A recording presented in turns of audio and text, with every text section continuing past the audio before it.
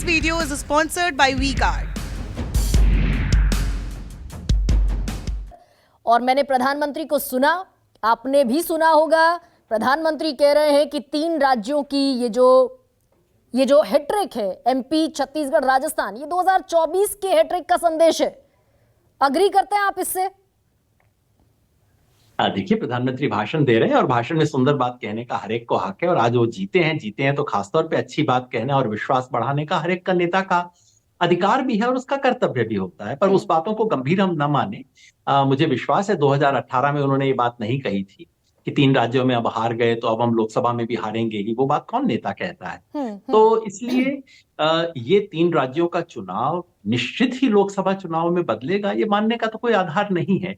लेकिन इस सच से कोई इनकार नहीं किया जा सकता कि आज जो भी लोग 2024 में परिवर्तन देखना चाहते हैं इस देश में, और मैं अपने आप को उनमें गिनता हूं, मैं कोई सेफोलॉजिस्ट नहीं हूं। सेफोलॉजिस्ट मेरे साथी संजय जी हैं जो आपके पास बैठे हुए हैं। मैं तो एक राजनीतिक कार्यकर्ता हूं, और एक राजनीतिक कार्यकर्ता की हैसियत से मुझे ये कहने में कोई शक व शुबा नहीं है कि हम सब लोग जो कि 2024 में इस देश में परिवर्तन देखना चाहते हैं, उनके लिए आज एक धक्का है।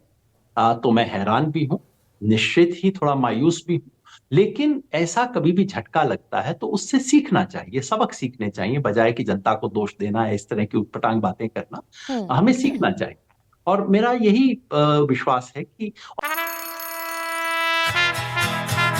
La la la la la la la la la la la।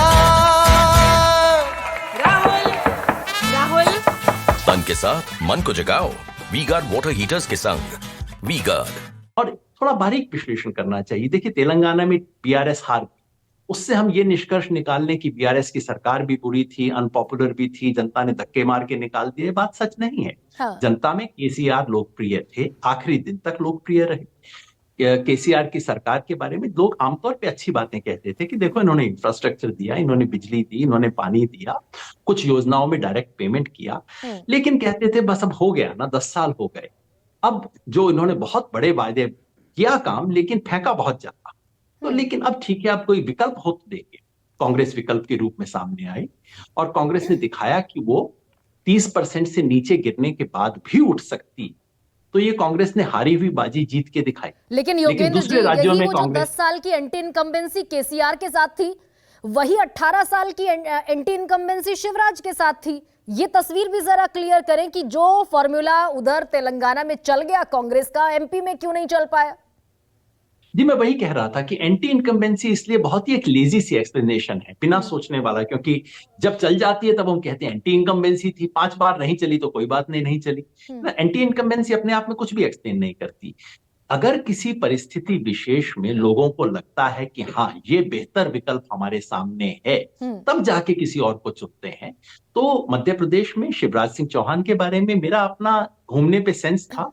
लोग उनसे व्यक्तिगत रूप से नाराज नहीं थे, लोग उनके बारे में पॉजिटिव बात कहते थे, लेकिन एक सेंस था कि भाई बस 18 साल हो गए ना, बहुत हो गया, बदलाव की बात मैं सुनता था। यानी कि कांग्रेस को बेहतर विकल्प के तौर पर योगेंद्र जी कंसीडर नहीं किया मध्य प्रदेश और राजस्थान और छत्तीसगढ़ की जनता ने? जाहिर है जनता ने कंसिडर नहीं किया होगा, तभी तो वोट नहीं दिया। ये तो हो नहीं सकता ना कि जनता बेहतर विकल्प मानती भी थी और वोट न दिया हो, ये तो हो ही नहीं सकता। ये तो इसीलिए हम यहाँ बैठे हैं विश्लेषण करने कि जनता ने उन्हें इस काबिल नहीं समझा। लेकिन उससे मतलब दिक्कत होती है कि हम कई बार बहुत बड़े निष्कर्ष निकाल लेते हैं। 2018 के चुनाव में 3 साल से 3 चुनावों से लगातार बीजेपी का वोट गिर रहा था। 2018 में बिल्कुल बीजेपी और कांग्रेस एक साथ आ गए, वोट लगभग बराबर था, बीजेपी का थोड़ा सा ज्यादा था, लेकिन सीट कांग्रेस की थोड़ी ज्यादा थी। उसके बाद 5 साल में ऐसा क्या हुआ जिससे बीजेपी को 9% वोट फालतू मिल गया कांग्रेस से? बड़ा ये मौजूद सच कहूं सवाल है। तो मुझे अब भी ये बात पूरी तरह समझ नहीं आती। मुझे इतना तो समझ आता है कि कांग्रेस ने अपने जो लीड थी आज से 4-5 महीना पहले, उसको खोया। मुझे ये समझ आता है कि बीजेपी ने बहुत ही अच्छी रणनीति बना के चुनाव लड़ा। मुझे ये समझ आता है कि कांग्रेस का ओवरऑल नैरेटिव बहुत अच्छा नहीं था, और कांग्रेस जो सामाजिक समीकरण बना सकती थी उसमें कांग्रेस विफल रही। अच्छा इतनी चीज योगेंद्र मुझे जी, समझ क्या आती है। मैं एक लाइन में अगर आपसे समझूं, तीनों राज्य एमपी, छत्तीसगढ़, राजस्थान, मध्य प्रदेश में एक तरीके से अति अहंकार, कमलनाथ इस सिचुएशन तक पहुंच गए कि अखिलेश यादव को कह रहे हैं कि कौन अखिलेश वखिलेश, या फिर छत्तीसगढ़ में अति आत्मविश्वास और राजस्थान में अंदरूनी कलह। ये जो तिहरे अ का समीकरण है, क्या कमोबेश लब्बो लुआब यही रहा कांग्रेस की हार का? जुमला अच्छा है पर विश्लेषण अच्छा नहीं है। अति आत्मविश्वास शायद छत्तीसगढ़ में था, मुझे भी ऐसा महसूस हुआ।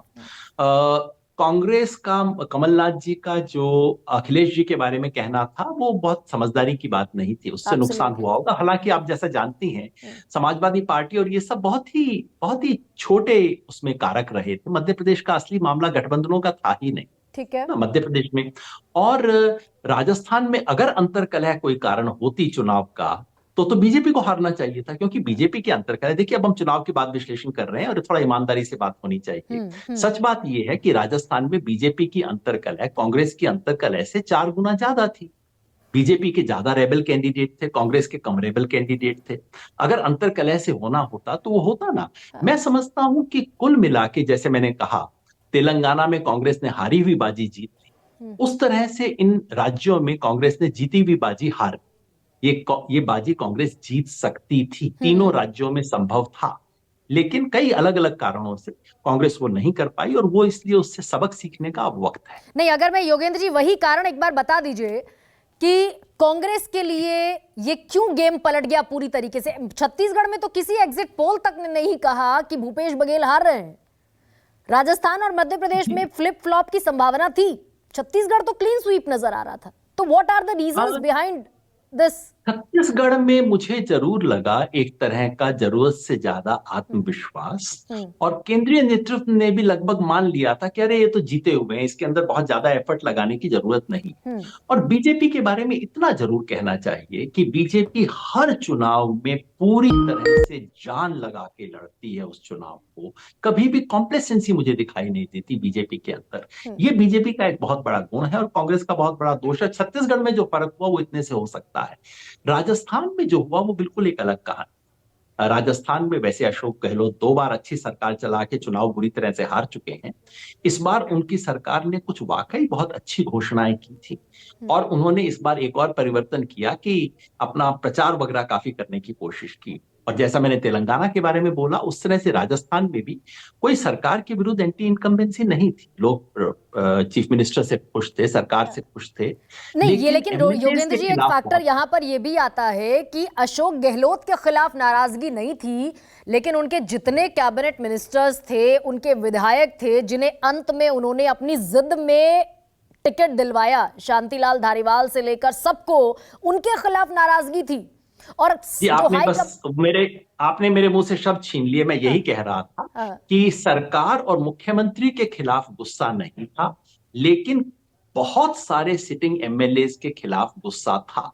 अब बीजेपी के अगर होते तो बीजेपी कान पकड़ के निकाल देती। बीजेपी वसुंधरा राजे सिंधिया को दरकिनार कर सकती है, बीजेपी शिवराज चौहान को साइडलाइन कर सकती है और एमएलए का टिकट काट सकती है। कांग्रेस में वो क्षमता नहीं। तो एक ये बहुत बड़ा दोष रहा मैं समझता हूँ राजस्थान में।